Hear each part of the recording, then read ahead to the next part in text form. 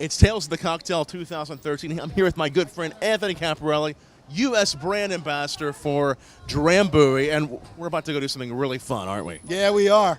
We're going to go to the Drambuie Tales on Tap Draft Cocktail Competition, which you're going to help me judge. Right. At least you said you were going to. I'm going to. Outstanding, man. Welcome to the second annual Drambuie Tales on Tap Draft Cocktail Competition. Can I get a round of applause for all of our competitors? First of all, I want to thank you all for coming in out of the heat and enjoying some delicious Drambuie snowballs with us this afternoon. Tales on Tap. Are you familiar with draft cocktails? A little bit. Tell us about it. They're hot right now. They are hot. It's one of my favorite new mixing styles. You can put a lot of thought and a lot of time into creating the cocktail because it all goes in up front. You pre-mix everything and then you put it in a draft container so that when it comes time to serve the guest, it's a matter of just drafting the cocktail out, maybe doing a quick shake, a quick stir, maybe a dash of bitter, something like that. But the service time's really, really quick. And you can take as long as you want, making sure that your recipe is perfect. This is the Gilded Kilt. So the idea, what I was looking to do was sort of tie in flavors that pair really well with Drambuie. So you have the delicious Scotch base with the heather honey and spice notes and whatnot. So I also wanted to bring a bit of acidity. So what I did with that was went with a dry Riesling, ties in on the floral aspect as well as the fruit, brings a nice acid, and then smaller components of Madeira and Mezcal. So the Madeira, again, complexity, some dried fruit notes and whatnot, and then the Mezcal, just sort of a tip of the hat to smoky scotches, if you will. And then on the top, I just finish it with a little grapefruit bitters. It's Doug Miller. He is a professor at the Culinary Institute of America. And what cocktail are you making for us today on draft? Well, I did the poetry. So Drambuie, which is absolutely fabulous base spirit. I used a little bit of Madeira, Malmsey Madeira, the sweetest style of Madeira, but it has a nice earthy and sulfur note to it, and balance that also with white port and then a lemon juice to pull it all together. So a light, refreshing drink for the summertime that can be enjoyed anywhere. And these guys are knocking it out of the park.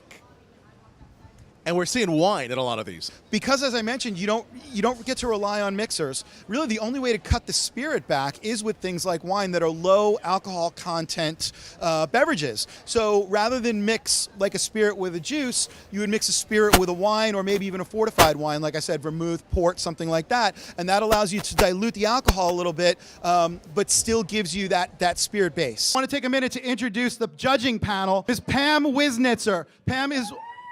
You may know her from The Dead Rabbit if you live in New York City, and she is also the president of the USBG New York chapter. And on my left, Mr. Tom Fisher, the host, producer, creator, person behind bourbonblog.com, one of the leading blogs in the whiskey industry, and a great, great friend. Thanks so much, Tom. All right, we do have a winner, and we are going to be giving out some big prize money right now. But first of all, I also would like to introduce the woman of the week, Ms. Ann Tunerman. This is a good one because you get good money, not just swag, trip, or something like that. Money!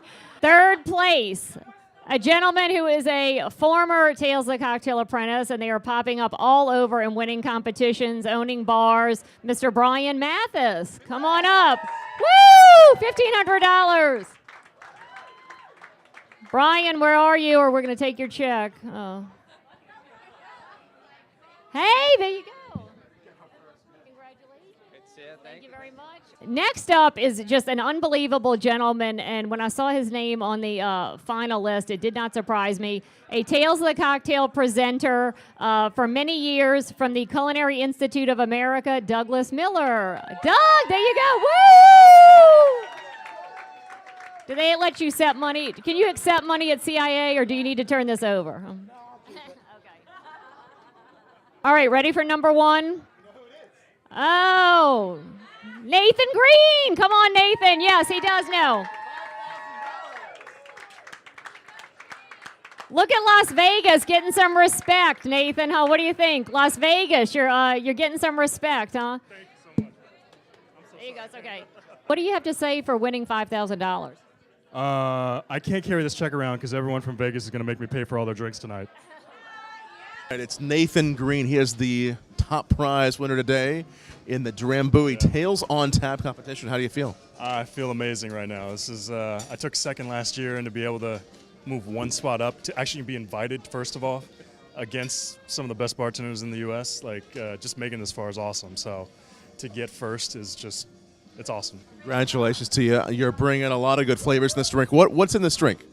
Okay, so Drambuie is actually my base spirit in this. I have an equal part of a Bullet Rye whiskey, and then I use about a half ounce of Emilio Lestau dry Oloroso sherry. Get a little bit of that nuttiness, a little bit of raisin action in there, and then I top it off with black walnut bitters from Fee Brothers, and then orange oils. What do you like about mixing with Drambuie? As far whether it's a draft cocktail or another cocktail, what do you like about the flavors? Well, even though it's Scotch-based, it's actually, because it's heathered honey, it's very easy to work with. You can use it in pretty much any brown spirits. It pairs obviously well with sherry, aged rums, aged tequilas, aged whiskeys and whatnot, rye, bourbon and whatnot. It's extremely versatile. I don't think people realize how versatile it is.